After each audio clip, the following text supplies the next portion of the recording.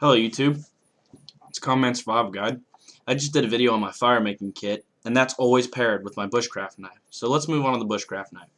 Basically what I wanted to talk about were what are some of the essentials you should have for a bushcraft knife, or the modifications I did to mine. First of all, a bushcraft knife, we have the knife community has kind of established regulations for a bushcraft knife. I go against that. Usually bushcraft knives are 4 to 5 inches in blade length, and they have a Scandi type grind on them and a 90-degree spine. I agree with some of these, and I disagree with others. First of all, you don't need a super expensive knife to bushcraft. If you have someone who's skilled enough in bushcrafting, you can sharpen a butter knife and use it. Granted, it will not be the most practical, and it's not going to work very well. But my whole point is that you don't need a super expensive knife. Moras are a good option. I've handled a couple Moras and I really like them. I use them a lot, but for the sake of this whole channel video, what we're doing, I just chose this this Elk Ridge knife. Now I've already done a review on this and I've already talked about it before, but I'm just going to go ahead and go over the things I think are essential. Usually bushcraft sheaths have a leather sheath, but some prefer Kydex or plastic. The sheath isn't really important. That's not what I wanted to talk about. Okay. Now, for a bushcraft knife that I like, I don't like my blade to be coated in case I am in a survival situation. And I believe bushcraft and survival are different, but I kind of combine the two. So anyways, I like to have my blade not coated so I can flash light and signal.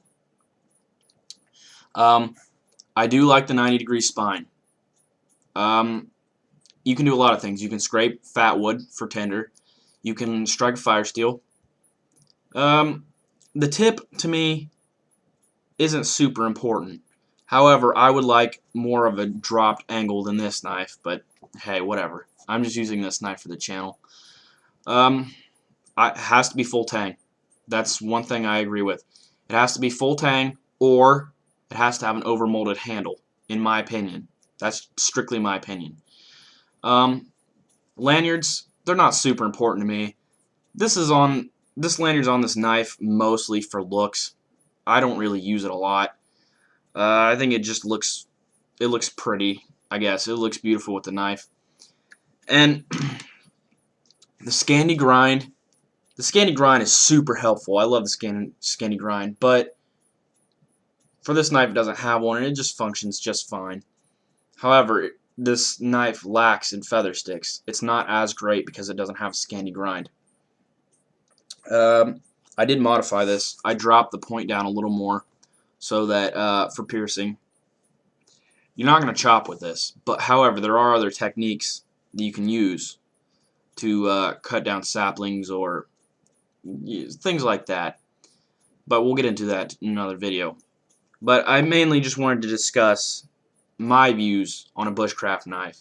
You don't have to go spend $100 when you can get something like a Mora for 13 bucks. This was $16 off Amazon and free shipping. So this paired with my fire pouch, I have an unbeatable combo. They go with me everywhere. So I encourage you guys to comment about your setup for bushcraft / survival. And thanks again. So please comment, rate, subscribe.